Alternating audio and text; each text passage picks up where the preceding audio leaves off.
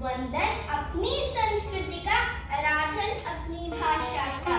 सुप्रभात। मैं अधन्या और मैं अद्वैत कक्षा पंचम वर्ग स के विद्यार्थी अपने सहपाठी मित्रों के साथ आज हिंदी दिवस के उपलक्ष्य में एक अति मनमोहक एवं ज्ञानवर्धक कार्यक्रम की प्रस्तुति देने जा रहे हैं। हिंदी हमारी समृद्धि और एकता का प्रतीक है। हिंदी हमारी मातृभाषा होने के साथ हमारी सामाजिक, सांस्कृतिक और राष्ट्रीय एकता का भी प्रतीक है। प्रत्येक वर्ष 14 सितंबर को हिंदी दिवस मनाया जाता है। कार्यक्रम को आरंभ करने से पूर्व हम अपनी मातृभाषा हिंदी के चारों कालों एवं उसके समयावधि से आपका परिचय कराएंगे। प्रथम काल, आदिकाल, समयावधि 1050 ईस्वी से 1375 ईस्वी तक। आदिकाल के प्रमुख एवं प्रसिद्ध कवियों में नरपति नाथ, जमनीक, दलपति विजय एवं चंद्रवरदाई जी का इस काल की बहुत सुंदर रचनाओं को रचित करने में विशेष योगदान रहा। हिंदी साहित्य का द्वितीय काल भक्ति काल के नाम से भी प्रसिद्ध है। यह काल संवत 1375 से 1700 तक का माना जाता है। इस काल को हिंदी साहित्य के स्वर्णिम काल के रूप में भी जाना जाता है। इस काल के प्रमुख कवि सूरदास, कबीरदास, तुलसीदास एवं रहीमदास जी हैं। हिंदी साहित्य का तृतीय काल संवत 1700 से 1900 तक का माना जाता है। इस काल में कवियों ने वीर एवं श्रृंगार रस को प्रधानता देते हुए अपनी रचनाएं को लिपिबद्ध किया। इस काल के प्रसिद्ध कवि हैं घनानंद, केशव, भूषण एवं बिहारी लाल। हिंदी साहित्य का चतुर्थ काल, आधुनिक काल। यह काल संवत 1900 से प्रारंभ हुआ और वर्तमान समय तक चला आ रहा है। इस काल के कवियों ने प्रत्येक पहलुओं पर ध्यान केंद्रित करते हुए सभी काव्य रसों का प्रयोग कर अनेक उत्कृष्ट रचनाओं को अपनी लेखनी में जनमानस के हृदय तक पहुंचाने में एक विशेष भूमिका निभाई। राष्ट्र प्रेम, सामाजिक दशा एवं प्रकृति के रूप को अपने काव्य छंदों का प्रयोग एवं अति मनमोहक प्रस्तुति इन कवियों की एक विशेष पहचान को स्थापित करती है। अब कार्यक्रम को आगे बढ़ाने के लिए मैं अपने मित्र आर्नव को आमंत्रित करना चाहता हूँ। धन्यवाद मेरे सहपाठी मित्र। समदर्शी से निकट है, भुगति भुगति भरपूर, विषम नरस्वा नरन्ते सदा सर्वदा दूर। अर्थात जो लोग समदर्शी हैं, प्राणियों के लिए समान भाव रखते हैं, उनको भोग और मोक्ष दोनों अनायास प्राप्त हो जाते हैं। इसके विपरीत जो लोग विषमदर्शी हैं, जो भेद भावना से काम लेते हैं, उनको वह मुक्ति कभी प्राप्त नहीं होती है और वह भागते रहते हैं। यह सुंदर पंक्तियां आदिकाल के महान एवं प्रसिद्ध कवि चंद्रवरदाई जी के द्वारा रचित हैं। आदिकाल का एकमात्र महाकाव्य पृथ्वीराज रासो है, जिसे 10,000 छंदों में वर्णित किया है। 4 बाग 24 गज, अंगुल अष्ट प्रमाण, ता ऊपर सुल्तान है, मच्चू को चौहान, मच्चू को चौहान। 4 बाग 24 गज, अंगुल अष्ट प्रमाण, ता ऊपर सुल्तान है, मच्चू को चौहान। इन पंक्तियों में चंद्रवरदाई पृथ्वीराज चौहान को उस समय का संकेत दे रहे थे जब मोहम्मद गौरी ने उन्हें बंदी गृह में डालकर दृष्टिहीन कर दिया था। पृथ्वीराज चौहान शब्द भेदी बाण कला में निपुण थे।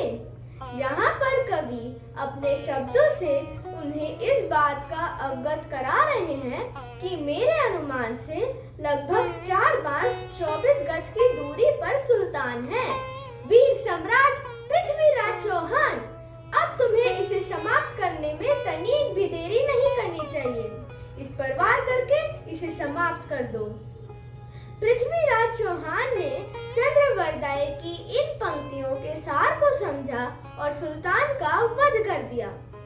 अब मैं आमंत्रित करती हूँ मेरे सहपाठी मित्र आर्यन को, जो आप सभी को इस कार्यक्रम के अगले चरण के विषय में विशेष जानकारी प्रदान करेंगे।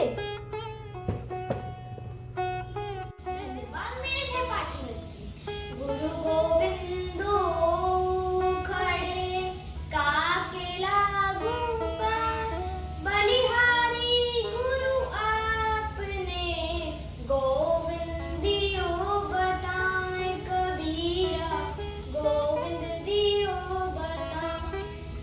अर्थात कबीरदास जी कहते हैं कि मेरे समक्ष गुरु एवं गोविंद दोनों खड़े हैं, लेकिन मैं पहले किसके चरणों का स्पर्श करूं, यह मेरी बड़ी ही असमंजसता है।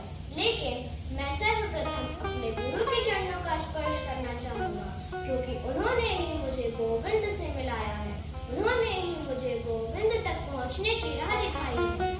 यह साखी कबीरदास जी की कबीर दोहावली से ली गई है। कबीरदास जी इसी काल के महान समाज सुधारक एवं दार्शनिक कवि के रूप में भी पहचाने जाते हैं। उन्होंने निर्गुण मार्ग को अपनाया था। उनकी इसी विचारधारा ने इन्हें निर्गुण काव्यधारा के प्रवर्तक की उपाधि प्रदान की है। पोथी पढ़ी पढ़ी जग हुआ, पंडित भया न कोई, ढाई आखर प्रेम का, पढ़े सो पंडित होय। अर्थात बड़ी बड़ी किताबें पढ़कर संसार में कितने लोग मृत्यु के द्वार तक तो पहुंच गए, लेकिन कोई ज्ञानी ना हो सका। यदि किसी मनुष्य ने केवल 2.5 अक्षर अच्छे से पढ़ लिए तो वह वास्तविक रूप से प्रेम को समझकर सच्चा ज्ञानी बन जाता है। कबीरदास जी की ईश्वर के प्रति पूर्ण भक्ति ही उनकी अभिव्यक्ति है। अब मैं आमंत्रित करता हूँ अपने सहपाठी मित्र सृष्टि सुमन को, जो इस कार्यक्रम को आगे बढ़ाएगी। धन्यवाद मेरे मित्र। जब माला छापे तिलक, सरे न एको काम, मन कांचे नाचे प्रथा, साची राची राम। अर्थात माला लेकर किसी मंत्र विशेष का जाप करने से तो एक भी काम पूरा नहीं होता है, क्योंकि यह सब तो आडंबर मात्र है। कच्चे मन वाला तो व्यर्थ में ही नाचता रहता है, इससे राम प्रसन्न नहीं होते। राम तो सच्चे मन से भक्ति करने वाले व्यक्ति पर प्रसन्न होते हैं। यह सुंदर पंक्तियां हिंदी साहित्य के रीतिकाल के प्रसिद्ध कवि बिहारी लाल जी द्वारा रचित है। इनकी बिहारी सत्सई एक अति रोचक काव्य रचना है, जिसमें श्री कृष्ण एवं राधा के अद्भुत प्रेम और सौंदर्य का वर्णन किया गया है। जैसे सोहत ओढ़े पीत पट्टे, श्याम सलोने गाल, मानो नीलमणि शैल पर आतपू पर ये प्रभात। इन पंक्तियों में कवि के कहने का यह तात्पर्य है कि अपने श्यामल शरीर पर पीत आंबर धारण किए हुए श्री कृष्ण ऐसे लगते हैं कि मानो नीले पर्वत पर प्रातः काल की पीली धूप पड़ रही हो। बिहारी लाल जी की सभी कृत रचनाएं श्रृंगार के रस से ओतप्रोत हैं। इनकी अधिकतर काव्य रचनाएं मुक्तक काव्य में रची गई है। अब कार्यक्रम को आगे बढ़ाने के लिए मैं अपनी सहपाठी मित्र विदिशा को आमंत्रित करती हूँ। धन्यवाद मेरे मित्र। आधुनिक काल को हिंदी साहित्य का वह काल माना गया है जिसमें हिंदी का संपूर्ण विकास हुआ है। इस युग में पद्य, गद्य, कहानी, नाटक, पत्रकारिता सहित हिंदी की समस्त विधाओं का विकास हुआ है। आधुनिक काल के हिंदी साहित्य के काव्य रचना में मैथिली शरण गुप्त जी का विशेष योगदान रहा है। मैथिली शरण गुप्त जी हिंदी खड़ी बोली के प्रसिद्ध कवि के रूप में जाने जाते हैं। इनकी कला और राष्ट्र प्रेम के कारण ही इन्हें राष्ट्रकवि के उपाधि से सुशोभित किया जाता है। मैथिली शरण गुप्त जी ने प्रकृति सौंदर्य को भी अपनी काव्य रचना में शामिल किया है। इनकी काव्य रचना इतनी सरल और सहज थी जिससे जनमानस के हृदय को अत्यधिक प्रभावित किया। अब मैं आप सबके समक्ष उनके द्वारा रचित एक सुंदर कविता का एक अंश प्रस्तुत करने जा रही हूँ। गगन में घन घिरने लगे, मुदित चातक भी फिरने लगे, घट गया रवि तेज कराल है, अब मनोहर पावस काल है, अनलसी जलती मही थी, जहाँ अब भरा जल ही जल है। वहाँ द्रवित भूमि हुई वह कर्कशा, स्थिर सदा किसकी रहती यह दशा। झुलसे जो तरु थे तब से, लहे लहे अब वो सब बहे।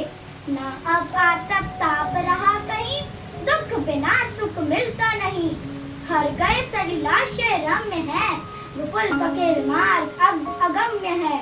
अग्नि आरती हुई सब दूर है, सुख मिलता सबको भरपूर है। आसमान में बादल घिरने लगे हैं, चातक पक्षी भी मस्त होकर फिरने लगे हैं। सूर्य का तेज भी घटने लगा है, मन को प्रसन्न करने वाला पावस काल है।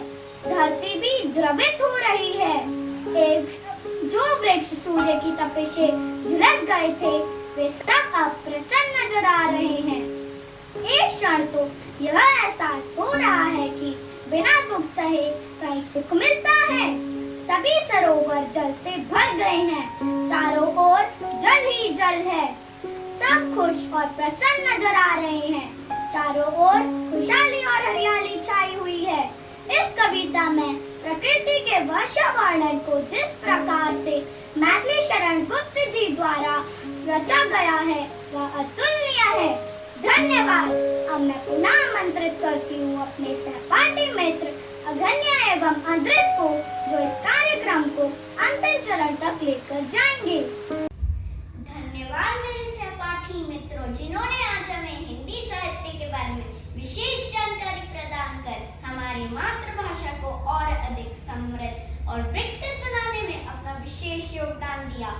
अंत में हम आशा करते हैं कि हिंदी दिवस के उपलक्ष्य में हमारी ये प्रस्तुति आपको अवश्य ही अति रोचक एवं ज्ञानवर्धक लगी होगी। हमारे कार्यक्रम में हमारे साथ बने रहने के लिए आप सभी का धन्यवाद। हमारा निरंतर यही प्रयास रहेगा कि हमारी मातृभाषा हमेशा से हमारी एक विशिष्ट पहचान बनी रहे। आप सभी का दिन मंगलमय रहे। धन्यवाद।